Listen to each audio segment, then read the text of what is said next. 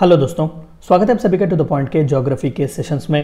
आज के इस चैप्टर में हम एनर्जी रिसोर्सेज के बारे में जानने की कोशिश करेंगे। देखिए, एनर्जी बहुत ही ज़रूरी है रोज़मर्रा की ज़िंदगी में। डोमेस्टिकली भी हम इसे इस्तेमाल करते हैं, कमर्शियली भी कई प्रोडक्शंस में जो है वो इस्तेमाल होती है। इन अ नटशेल, बिना एनर्जी आज की इस दुनिया का मूव होना इट इज़ लिटरली इम्पॉसिबल। तो जाहिर सी बात है कि दुनिया भर में एनर्जी के बहुत से क्रंचेस हैं। ऐसे कई देश हैं जहाँ पर एडिक्वेट एनर्जी नहीं है, पावर कट्स वगैरह होते हैं, सही तरीके से उन्हें एनर्जी की अवेलेबिलिटी नहीं होती। तो इन सभी इश्यूज़ के बारे में आज के इस चैप्टर में हम डिस्कस करने की कोशिश करेंगे। तो आइए शुरू करते हैं। Importance of energy resources. भाई दरअसल इन एनर्जी रिसोर्सेस करंट जो है, खासकर जो एनर्जी का मेन इंपॉर्टेंट फॉर्म है, वो किस लिए जो है इंपॉर्टेंट है, किस लिए जो है ये एनर्जी के रिसोर्सेस बहुत ही क्रूशियल है। Power is the main input for agriculture and industry. बिना पावर के एग्रीकल्चर चलाना बहुत ही मुश्किल है। क्यों? क्योंकि water facilities, adequate irrigation facilities इसी पावर से ही तो आप जनरेट करेंगे, इसी पावर से ही तो आप मोटर वगैरह का इस्तेमाल करके अपने पूरे खेत में जो है पानी पहुंचा सकते हैं। तो power is main input for agriculture. और इंडस्ट्री में कई ऐसे इंडस्ट्रीज़ हैं जो वाटर को एज ए स्टीम इस्तेमाल करते हैं, वाटर को प्रोडक्शन में भी इस्तेमाल करते हैं, तो उनके लिए ये तो बैकबोन है। Energy sources are the backbone of economic development. किसी भी इकोनॉमी के लिए आगे बढ़ने के लिए सफिशिएंट एनर्जी सोर्सेस का होना बहुत ही ज़रूरी है। आप वेस्टर्न वर्ल्ड देख लीजिएगा, America, UK, these are all the countries which are developing for a main reason, क्योंकि वहाँ पर सफिशिएंट एनर्जी के रिसोर्सेस हैं। The resources which are widely used and constitute the major source of energy are called conventional resources of energy। यानी कि जो fossil fuels हैं हम इस्तेमाल करते हैं, कोल वगैरह का इस्तेमाल जो हम करते हैं एनर्जी जनरेशन में, उसे कन्वेंशनल रिसोर्सेस ऑफ एनर्जी भी कहा जाता है। ये वाइडली इन सभी का इस्तेमाल करते हैं, लेकिन ये रिन्यूएबल नहीं है। मैं आगे के स्लाइड में आपको इसके बारे में एक्सप्लेन करूंगा। तो आप यहाँ पर दे सकते हैं कि एनर्जी रिसोर्सेज को मेजरली दो सब हेड्स में या फिर दो कैटेगराइजेशन में किया जा सकता है। एक रिन्यूएबल एनर्जी, दूसरा नॉन रिन्यूएबल एनर्जी।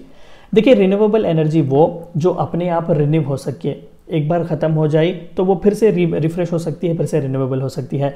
ये अबंडेंट क्वांटिटी में हमें इस वर्ल्ड में देखने को मिलेंगे। Best example is solar energy. जो हम सोलर एनर्जी का इस्तेमाल करते हैं, फोटोवोल्टिक पैनल्स जो हमारे घरों पर लगाते हैं, तो वो फोटोवोल्टिक सेल्स जो होते हैं वो इस सन की एनर्जी को जो है हीट को ट्रैप करते हैं और उसे इलेक्ट्रिसिटी की तरह, पावर की तरह कन्वर्ट करते हैं। बायोमास एनर्जी, जो कोई भी रेस्यूड, ऑर्गेनिक रेस्यूड बच जाता है, उसे जो है हम साइंटिफिक तरीके से उसे प्रोसेस करके वहाँ से भी एनर्जी को प्रोवाइड कर सकते हैं। विंड एनर्जी, ऑफकोर्स ये तो हम बचपन से जानते हैं। जियोथर्मल एनर्जी, जो गीजर्स होते हैं, नेचुरल गीजर्स बड़े बड़े जहाँ से स्टीम निकलती है, वहाँ पर भी हम एनर्जी जनरेट कर सकते हैं। हाइड्रो पावर एनर्जी, वाटर से रिलेटेड जो ज़्यादातर हम डैम्स वगैरह बनवाते हैं, वहाँ पर भी जो है energy, the very fuel of life can be generated. On the other hand we have non renewable energy. ये एक बार अगर डिप्लीट हो जाए तो वापस से इन्हें बनाना नामुमकिन है। कई हज़ारों करोड़ों साल लग जाएंगे इन्हें बनने के लिए। Fossil fuels, of course coal is the best example, यहाँ पर भी कोल है। न्यूक्लियर एनर्जी, ये भी जो है नॉन रिन्यूएबल एनर्जी है, बहुत ही कॉस्टली है और बहुत ही थ्रेटनिंग भी है। थोड़ा बहुत भी ऊपर नीचे अगर हो जाए तो लिटरली हज़ारों लाखों जाने जो है वो बर्बाद हो सकती हैं। नेचुरल गैस, ये भी जो है एक नॉन रिन्यूएबल एनर्जी है। तो हमें चाहिए कि हम नॉन रिन्यूएबल से रिन्यूएबल एनर्जी पर फ्लिप हो जाएं। Disadvantages of conventional sources of energy, यानी कि जो मोस्टली ज़्यादातर दुनिया में इस्तेमाल करते हैं फॉसिल फ्यूल्स का, कोल का, नेचुरल गैस वगैरह, पेट्रोलियम प्रोडक्ट्स वगैरह, क्रूड ऑयल जो है, तो ये कन्वेंशनल सोर्सेस ऑफ एनर्जी के डिसएडवांटेजेस क्या हैं? देखिए, दे आर नॉन रिन्यूएबल, ये रिन्यू नहीं हो सकते। हज़ारों लाखों साल लग जाएंगे इन्हें रिन्यू होने में, इन्हें रिप्लेनिश होने में, खुद को रिचार्ज करने में। They are very costly.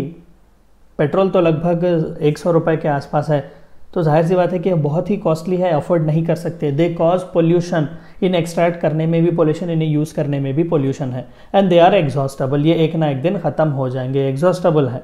ठीक है, सो आप यहाँ पर देख सकते हैं mix of global energy resources जितना जितना, और सबसे ज़्यादा आप देख सकते हैं पेट्रोलियम ही है, followed by coal, followed by natural gas, and then hydro electricity जो हम वाटर से इस्तेमाल कर सकते हैं, बना सकते हैं। Then comes nuclear, and then comes wind and solar, geothermal.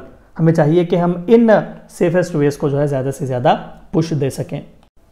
Advantages of non conventional sources, जो खासकर रिन्यूएबल हैं, उनका क्या एडवांटेजेस है? They are renewable, of course ये ख़त्म ही नहीं होंगे। सूरज क्या ख़त्म होगा हमें गर्मी देने से? बिल्कुल नहीं, हर दिन वो आता है। विंड भी जो है हमें अवेलेबल इजीली एक्सेसिबल है। टाइडल एनर्जी का हम इस्तेमाल कर सकते हैं, जो ओशंस में टाइड आते हैं, वेव्स का इस्तेमाल कर सकते हैं।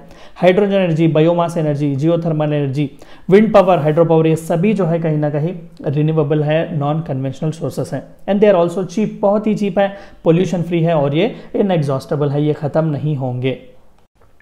एनर्जी क्राइसिस सिचुएशन क्या है, इसके बारे में थोड़ा बहुत जानते हैं। It is a situation in which the production of resources is too high demand, there is shortage of energy resources which has created energy resources. Population बढ़ रही है, आबादी बढ़ रही है, लोगों के व्हीकल्स वगैरह बढ़ रहे हैं, लेकिन पेट्रोल नहीं है, ऑयल जो है, ऑयल की सप्लाई कम है, तो इसे एनर्जी क्राइसिस कहा जाएगा। ठीक है, इलेक्ट्रिसिटी का प्रोडक्शन नहीं है लेकिन लोग डिमांड कर रहे हैं, सप्लाई नहीं है, तो इसे एनर्जी क्राइसिस कहा जाएगा। इसके कॉजेज क्या हैं? Rapid industrialization, no more world is now non industrialized. हर कंट्री इंडस्ट्रियलाइजेशन बनना लेना चाहता है, हर कंट्री इंडस्ट्रियलाइजेशन के पाथ पर आगे बढ़ना चाहता है। और जब इंडस्ट्रियलाइजेशन की बात करते हैं तो इंडस्ट्रियलाइजेशन का बैकबोन जो है वो एनर्जी है, एनर्जी की सप्लाई है। ओवर पॉपुलेशन, हद से ज़्यादा पॉपुलेशन हो चुका है, सभी के डिमांड्स जो है एनर्जी को रिलेटेड वो बढ़ रहे हैं। ट्रांसफर लॉसेस, एक जगह से दूसरी जगह जब ट्रांसफर करते हैं इस एनर्जी को तो वहाँ पर कई लॉसेस आ रहे हैं। Rise in oil prices, oil prices में कई राइज जो है वो हो रहे हैं। We are shifting, trying to shift at least from this oil economy to renewable economy. Tesla वगैरह जो गाड़ियाँ हैं वो इलेक्ट्रिसिटी पर चलती हैं। प्रॉब्लम्स इन मिडिल ईस्ट कहीं ना कहीं हमेशा किसी न किसी पॉलिटिकल टर्मोइल में घिरे ही रहता है, तो ज़्यादातर चंक जो हमारा क्रूड ऑयल का आता है वो मिडिल ईस्ट से ही आता है। वेस्टेज ऑफ एनर्जी रिसोर्सेस, जाने अनजाने में कई ऐसे एनर्जी रिसोर्सेस हैं जो वेस्ट हो जाते हैं। Yes, so what can we do, measures क्या हैं हमें एनर्जी कंजर्व करने के लिए? सबसे पहला, क्राइसिस मैनेजमेंट।